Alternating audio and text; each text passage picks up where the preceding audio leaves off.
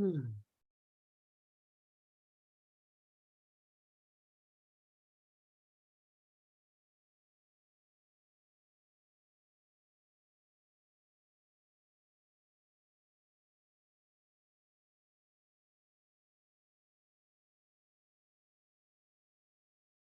Welcome back. Welcome back to Living in Mexico. I'm Ana Maria Salazar. Thank you. Thanks so much for joining us. I want to thank all of you who've been joining us throughout the years.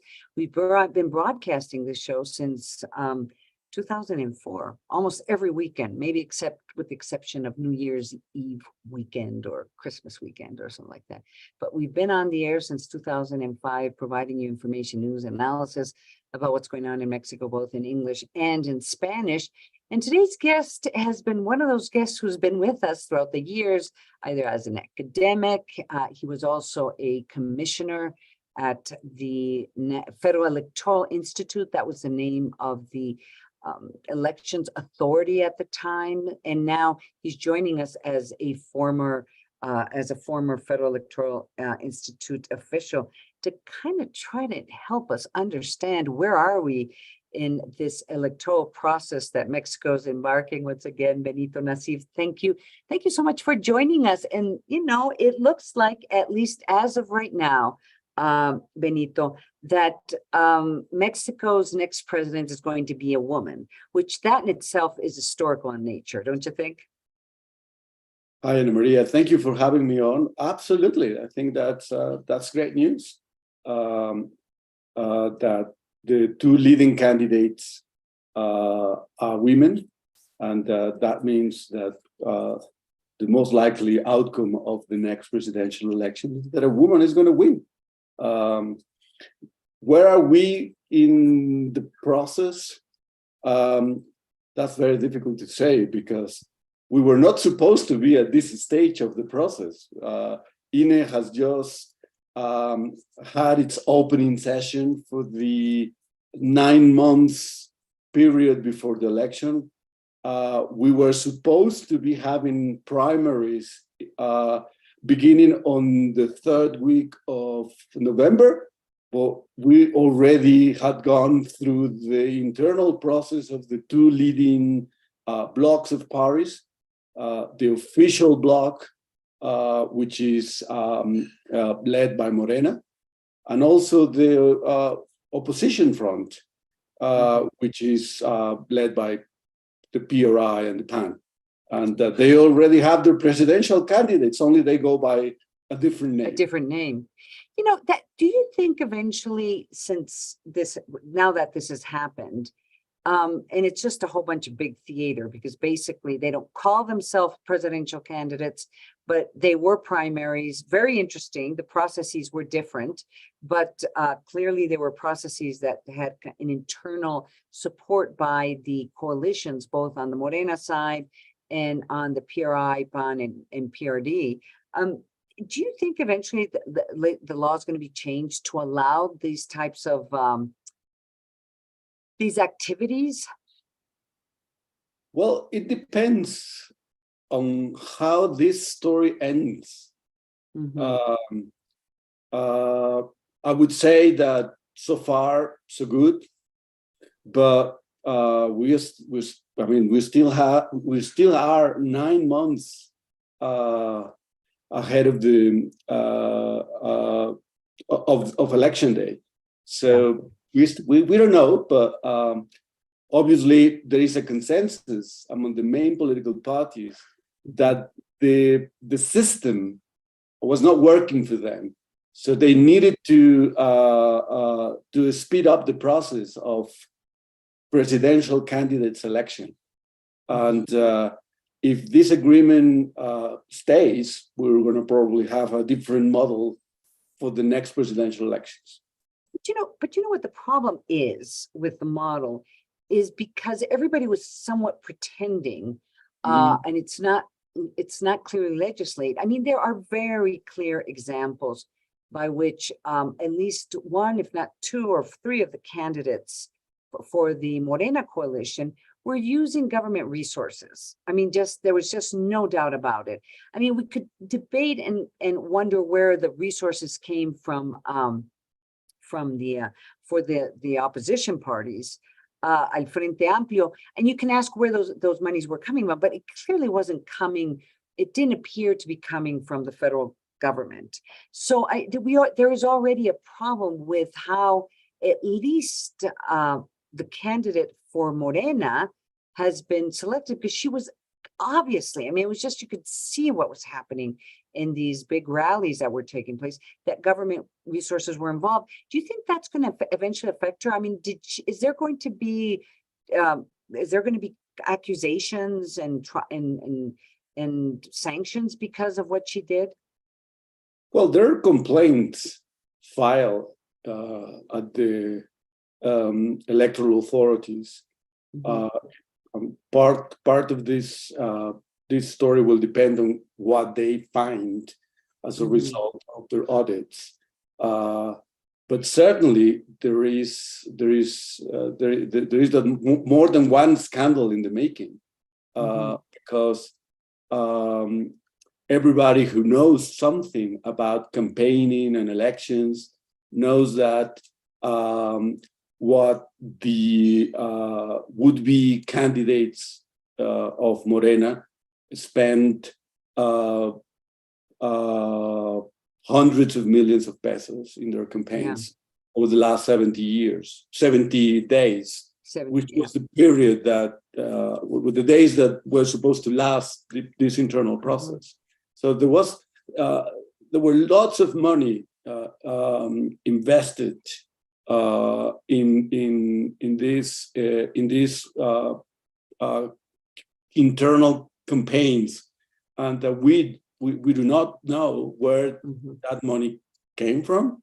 And as you said, it's unlikely that it came directly from the coffers of the federal for the federal government. But my suspicion, my guess will be that interested parties, people interested in contracts, people interested in permits, and political entrepreneurs who are betting were the ones who were putting the money in. Yeah, and of course, there appears, it's been documented that there was officials. I mean, there was government officials that were participating in the organizing of these campaigns. At least what has been documented, and by some of my colleagues in the media. Let me ask you this: so would that mean there's going to be sanctions, monetary sanctions against the party? I mean, I guess the question mark is, if they're doing that type of activities at this stage of this process, there has to be a lot of concern that once the campaigns kick off, it's going to be unstoppable. Well, electoral authorities decided to regulate the illegality or an illegal process. And part of that effort to regulate it was to force political parties to document their finances, the money that they spent on these internal processes. There's going to be an audit, which is going to be made public, and we still don't know what is going to come out of these audits. And that's interesting. Some sanctions that we can bet on. How big those sanctions are going to be, how hurtful for the individuals or the parties that committed law infringements, that's difficult to say now. So is there any possibility that from now until November, when the primaries are supposed to formally that the primaries initiate, and I guess towards the end of the year, when the parties declare formally, publicly, that these are their candidates, is there any way either candidate, Claudia or Xochitl, cannot become the candidates? Is there any way of stopping that? Well, it is very difficult to imagine that electoral authorities could be willing Mhm. to stop any of them. That will trigger a huge political crisis in this Right. country. But Right. there are ways, because the law prohibits campaigning before campaigns begin. Right. And Which there was a lot of happened. campaigning. Yeah. And So the what does law it? explicitly says that the violations to these dispositions, these regulations, is sanctioned by denying would-be presidential candidates Oh, of the registration as candidates. So wow. legally, it's a possibility. Politically, I don't think it's You going don't to think happen. so? Let me ask you about, I have two more questions, and it's just a big mystery as to how this is all going to work out. As you know, there was one person who registered this week, which the deadline was in fact this week, to be registered to become a independent candidate, a candidate that would not be ascribed to any of the parties. What are the rules? And this person is Eduardo Verástegui, who's a very interesting, he's a very interesting individual. He's an actor, he's a producer. He's been, traveling around the United States and different parts of Latin America, presenting a movie which attacks pedophile rings. There's a lot of political links he has with, particularly with Donald Trump. He headed the Mexicanos para Trump in the United States.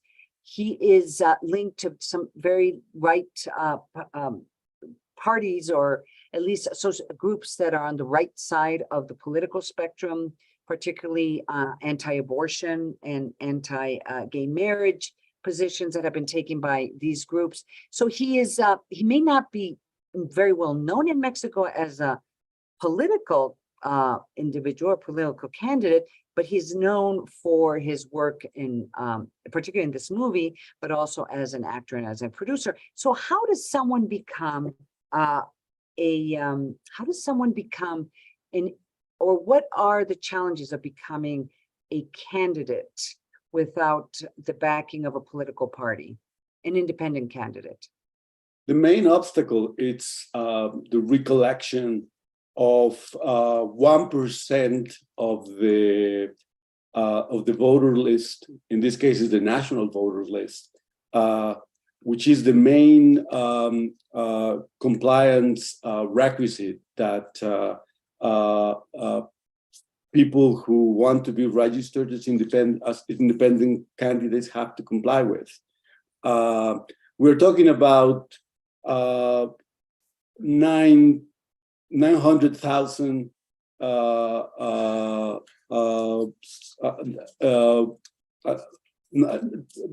around 900,000, more than 900,000, but less than 1 million supporting endorsements from individual citizens. That is the most difficult requisite to comply with in order to get registered as a presidential candidate. And you have a very limited amount of time to collect those signatures. So you need a lot of people on the ground doing the collection of signatures. So that makes it very, very difficult. So there is an experience on which there was, what was it, 12 years ago, where one person actually was able to run as an independent candidate, correct? 6 years ago. Just kind of describe what happened. Well, 6 years ago, in 2018, we had the first independent candidates running for the presidency. the first one was Margarita Zavala, the wife of the former president Felipe Calderón. Then El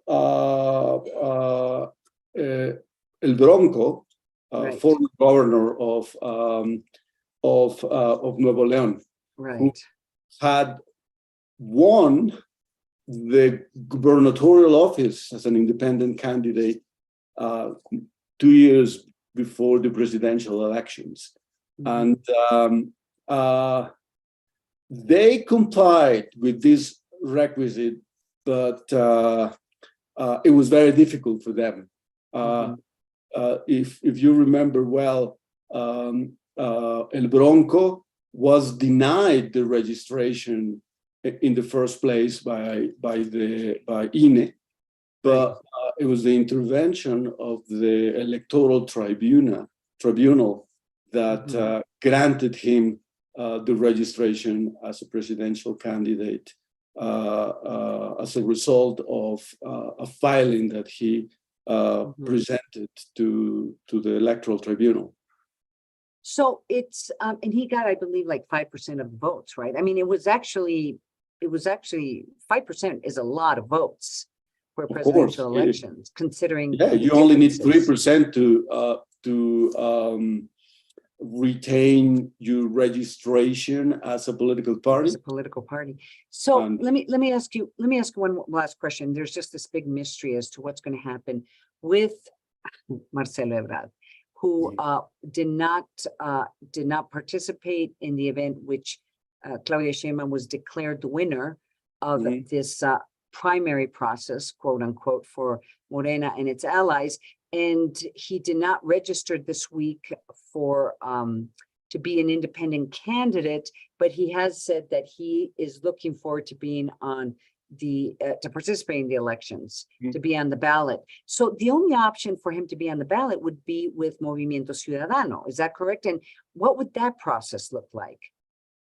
Well, I don't imagine any. I mean, it's very difficult to imagine any other political party other than Movimiento Ciudadano who would be interested in nominating him as a presidential candidate. And I believe that Movimiento Ciudadano, it's been running out of interesting candidates. Right. If we learned last week that one of the potential candidates, Colosio, the mayor of Monterrey, said after taking a long time to think about it, that he was not interested. Before that, we learned that the governor of Guadalajara, Enrique Alfaro, was also not interested in running as a presidential candidate. And the only option that Movimiento Ciudadano has within its own ranks is Samuel Garcia, governor of Nuevo León. And I think that given the difficulties that he will face in getting a leave of absence to run for as a presidential candidate, as president, because he's political, I think that Ebrard and Movimiento Ciudadano are getting close to this situation in which a marriage of interest could make Marcelo Ebrard a presidential candidate of Movimiento Ciudadano. And that would happen in November, correctly? I don't think that they have that long, given what it's been going on with the other parties. I think they will be in a hurry to let people know who their presidential candidate is going to be. And of course, it's kind of mind-boggling to try to decipher right now who takes away votes from whom in the case of Marcelo Ebrard becoming a presidential candidate. But the president said it himself, well, if Marcelo Ebrard runs in a third party, maybe, Xochitl Galvez could come in in third place. I mean, he actually said that. So I'm sure that that's one of the considerations that is on the table. But that is an issue we're definitely going to have to talk about the next time we meet. I really appreciate you joining us here on Living in Mexico. This was very, very useful to understand, at least try to understand what's happened up until now. Thank you so much. Thank you for the invitation. Thank you so much, Benito Nacif. He's the former commissioner of at the Federal Electoral Institute. It was known as IFE, and now it's called INE. Anyway, we're going to go to another commercial break.